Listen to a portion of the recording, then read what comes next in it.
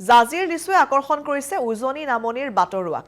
জাজিৰ চাৰিতৰপীয়াত গঢ় লৈ উঠিছে লিচুৰ এখন বৃহৎ বজাৰ। লিচু বিক্ৰীৰে স্বাৱলম্বী হৈছে অঞ্চলটোৰ স্থানীয় একাংশ লোক।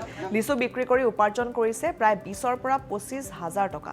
অঞ্চলটোৰ সুস্বাদু লিচুৱে প্ৰতিগৰাকী গ্ৰাহকক আকৰ্ষিত কৰিবলৈ সক্ষম হৈছে।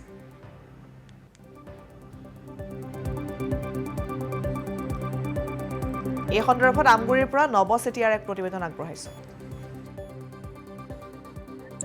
উজনিৰ এখন বিশেষ বজাৰে এতিয়া দৃষ্টি আকৰ্ষণ কৰিছে পথাচাৰীক।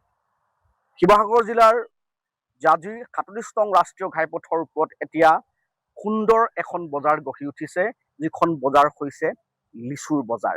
আৰু মই বৰ্তমান উপস্থিত আছো জাজিৰ এখন নাৰ্চাৰী, জাজি নাৰ্চাৰী, আৰু জাজি নাৰ্চাৰীৰ যি স্বত্বাধিকাৰী তেখেতৰ ঘৰতো ইতিমধ্যে বতৰৰ ফল বুলি ক'ব লাগিব লিচুৰ এজোপা প্ৰায় 200 বছৰীয়া এজোপা গছত সুন্দৰভাৱে বহু লিচু ইতিমধ্যে লাগি থকা দেখিবলৈ পোৱা গৈছে। মই পোনে পোনে অসম লাইভ 24 দৰ্শকক কিছু দৃশ্যাংশ দেখাবলৈ গৈছো। এইখন হৈছে জাজি নাৰ্চাৰী, আৰু এই জাজি নাৰ্চাৰীৰ যি আচলতে এক প্ৰায় 200 বছৰীয়া এজোপা লিচু গছত দেখিবলৈ পোৱা গৈছে এনেদৰে সুন্দৰ লিচু, সুস্বাদু লিচু বুলি ক'ব লাগিব। আৰু ইয়াৰ এই নাৰ্চাৰীতে যদি কোনোৱে যদি এটি সুন্দৰ লিচু, মিঠা সুস্বাদযুক্ত যদি লিচু খাব বিচাৰে তেতিয়াহ'লে এই জাজি নাৰ্চাৰীৰ পৰাই ক্ৰয় কৰিব পাৰিব লিচুৰ পুলি, আৰু সুন্দৰ এটি লিচু খাবৰ বাবে সক্ষম হ'ব আচলতে ক'ব লাগিব। আৰু মোৰ লগত এগৰাকী যুৱতী আছে, মই তেওঁৰ ওচৰলৈ পোনে পোনে আহিম। কি ক'বা আচলতে জাজিত এখন এই বৰ্তমান সময়ত সুন্দৰ লিচুৰ বজাৰ গঢ়ি উঠিছে, আৰু তোমালোকৰ ঘৰৰ বাৰীতো প্ৰায় 200 বছৰীয়া পুৰণি এজোপা লিচু গছ আছে, আৰু এই বজাৰখনে যথেষ্ট আচলতে লোকক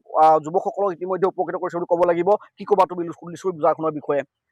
হয়, এই লিচু বজাৰখন আচলতে বহু বছৰে পুৰণি হ'ল, আৰু এই গছজোপা 200 বছৰো অধিক পুৰণি। আৰু এই লিচু বজাৰখনে পথেৰে যাত্ৰা কৰা লোকসকলৰ দৃষ্টি আকৰ্ষণ কৰিছে। আৰু এই লিচু প্ৰায় আমাৰ জাজিৰ প্ৰায় লোকৰ ঘৰতে দুজোপা হ'লেও লিচু গছ আছে, আৰু এই লিচুৰ সোৱাদ সঁচাকৈ সুস্বাদু। লিচুজোপা সঁচাকৈ সুস্বাদু আৰু বহুত মিঠা লাগে, আৰু বহুতো উপকৃত কৰিছে। আৰু তেওঁলোকে আৰু এইটো সময়ত আমাৰ এই জাজিত লিচুৰ এখন বৃহৎ বজাৰ বহে, আৰু এই বজাৰখনলৈ বহুতো দূৰ দূৰণিৰ পৰা লোক আহি লিচু এটা হ'লেও সোৱাদ লৈ যায়। আৰু নিশ্চয় ক'ব লাগিব, আচলতে ক'ব লাগিব যে এখন সুস্বাদু লিচুৰ বজাৰ বুলি আমি এই মুহূৰ্তত ক'ব লাগিব। আচলতে পথৰ দুয়ো কাষে এখন খুব সুন্দৰ এখন আচলতে বজাৰ ইতিমধ্যে গঢ়ি উঠিছে বুলি ক'ব লাগিব। আৰু মই পুনৰবাৰ কৈছো যে এই জাজি অঞ্চলৰ কিন্তু প্ৰায় প্ৰতি ঘৰ আচলতে ঘৰতে আচলতে এজোপা বা দুজোপা ততোধিক আচলতে লিচুৰ গছ ইতিমধ্যে দেখিবলৈ পোৱা গৈছে, আৰু এইসমূহ থলুৱা লিচু ইতিমধ্যে কিন্তু বজাৰত এক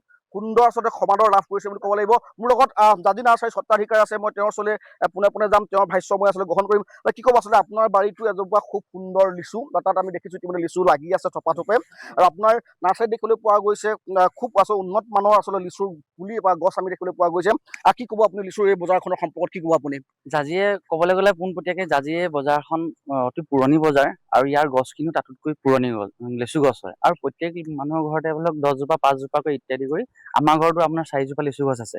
এই লিচুখিনি মানে খুব সোৱাদযুক্ত হয়, আৰু লিচুখিনি দূৰ দূৰণিৰ পৰা আমাৰ এবাৰ লিচু ক্ৰয় কৰিবলৈ আহে। আৰু আপোনালোকক গ্ৰাহকসকলে কৈছো, যদি আপোনালোকক প্ৰয়োজন হয় ভাল লিচু পুলি বা ভাল লিচু, উন্নত জাতৰ লিচু খাম বুলি ভাবিছে, জাজিলৈ আহক। আৰু তাৰ লগতে ইয়াতে জাজি নাৰ্চাৰীত মোৰ এখন জাজি নাৰ্চাৰী আছে, সেই নাৰ্চাৰীত বিভিন্ন ধৰণৰ উন্নত জাতৰ আপুনি লিচু পুলি পোৱা যাব। তাৰমানে লাগিলে আপোনালোকে লৈ যাবও পাৰিব, নিজে বা লিচুও লৈ যাব পাৰিব বা পুলিও লৈ যাব পাৰিব তাৰমানে। আৰু ইয়াত এই বজাৰখনত বিভিন্ন ধৰণৰ আমাৰ ওচৰৰে স্থানীয় মোৰ ভাইটি বা মোৰ দাদাহঁতে সকলোৱে বিক্ৰী কৰিছে উন্নত জাতৰ লিচু, আৰু আপোনালোকে আহিলে তাৰ পৰাও ক্ৰয় কৰি লৈ যাব পাৰিব কম মূল্যত। মানে নিশ্চিতকৈ এয়া জাজি নাৰ্চাৰী স্বত্বাধিকাৰী আচলতে ভাষ্য ইতিমধ্যে আপোনাক শুনালো। নিশ্চয় ক'ব লাগিব যে 38 নং ৰাষ্ট্ৰীয় ঘাইপথৰ আচলতে দুয়ো কাষে আচলতে যিদৰে আচলতে লিচুৰ যি বজাৰ আচলতে গঢ় লৈ উঠিছে, আৰু এই বজাৰখনে আচলতে যি লিচুৰ উজনিৰ যি লিচুৰ চাহিদা আচলতে ক'ব লাগিব ইয়াৰ কম পৰিমাণে হ'লেও আচলতে পূৰণ কৰিবলৈ ইতিমধ্যে সক্ষম হৈছে। আৰু এনেদৰে যি আচলতে নিবনুৱা যুৱকসকলে আচলতে লিচু বিক্ৰী কৰি ইতিমধ্যে নিজকে স্বাৱলম্বিতাৰ দিশত আচলতে এখোজ আগুৱাই লৈ যোৱাৰ পৰিলক্ষিত